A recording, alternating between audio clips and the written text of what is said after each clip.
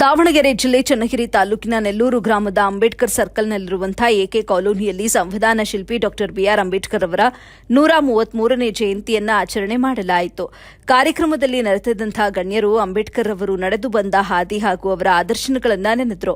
ಕಾರ್ಯಕ್ರಮದಲ್ಲಿ ಅಧ್ಯಕ್ಷರಾದ ರಂಗಪ್ಪ, ಗೌರವಾಧ್ಯಕ್ಷರಾದ ಕುಮಾರಪ್ಪ, ಉಪಾಧ್ಯಕ್ಷರಾದ ಸಂದೀಪ್, ನಿವೃತ್ತ ಪ್ರಾಂಶುಪಾಲರಾದ ಶಿವಪ್ಪ, ಬಿಎಂ ಗ್ರಾಮ ಪಂಚಾಯಿತಿ ಮಾಜಿ ಸದಸ್ಯರಾದ ಸೈಯದ್ ಜಲೀಲ್, ನಲ್ಲೂರು ಗ್ರಾಮ ಪಂಚಾಯಿತಿ ಉಪಾಧ್ಯಕ್ಷರಾದ ಚಂದ್ರಮತಿ ರಂಗನಾಥ್, ಬಗೇರುಖುಂ ಕಮಿಟಿಯ ಅಧ್ಯಕ್ಷರಾದ ಶೇಖರಪ್ಪ, ಮಲ್ಲಕಣ್ಣ, ಹಾಲೇಶ್, ಗೋವಿಂದರಾಜು ಸೇರಿದಂತೆ ಇನ್ನಿತರರು ಉಪಸ್ಥಿತರಿದ್ದರು. ವರದಿ ನಲ್ಲೂರು ಮೊಹಮ್ಮದ್ ಆಸಿಫ್, ಎಬಿ ನ್ಯೂಸ್, ಚನ್ನಗಿರಿ.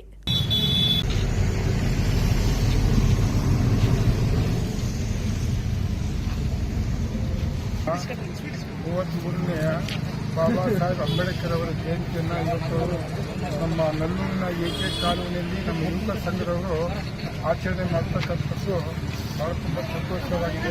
ಅಂಬೇಡ್ಕರ್ ಅವರ ಬಗ್ಗೆ ಸುಮಾರು ಸ್ವತಂತ್ರ ಬಂದು 75 ವರ್ಷ ಲಾಗಾಯಿತು ಕೂಡ ಅವರ ಜೀವನ ಚರಿತ್ರೆಯನ್ನು ನಾವು ಹೇಳಿದ್ದಾರೆ.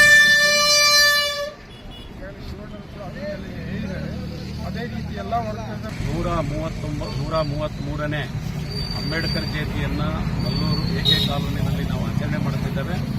ಇದರ ಮೂಲ ಉದ್ದೇಶ ಏನಪ್ಪಾ ಅಂತ ಹೇಳಿದ್ರೆ, ಸಂವಿಧಾನದ ಅಡಿಯಲ್ಲಿರತಕ್ಕಂಥ ಹಕ್ಕುಗಳನ್ನು ಪ್ರತಿಪಾದನೆ ಮಾಡತಕ್ಕಂಥದ್ದು ಮತ್ತು ಈ ದೇಶದ ಸಮಗ್ರ ಜನತೆಗೆ ನ್ಯಾಯವನ್ನು ಒದಗಿಸಿಕೊಡುವ ನಿಟ್ಟಿನಲ್ಲಿ ಇಂತಹ ಜಯಂತಿಗಳನ್ನು ಆಚರಣೆ ಮಾಡತಕ್ಕಂಥ ಒಂದು ಪ್ರವೃತ್ತಿಯನ್ನು ನಮ್ಮ ಕಾಲೋನಿಯಲ್ಲಿ ಪ್ರತಿ ವರ್ಷವೂ ಕೂಡ ಆಚರಣೆ ಮಾಡ್ಕೊಂತ ಬರ್ತೀವಿ.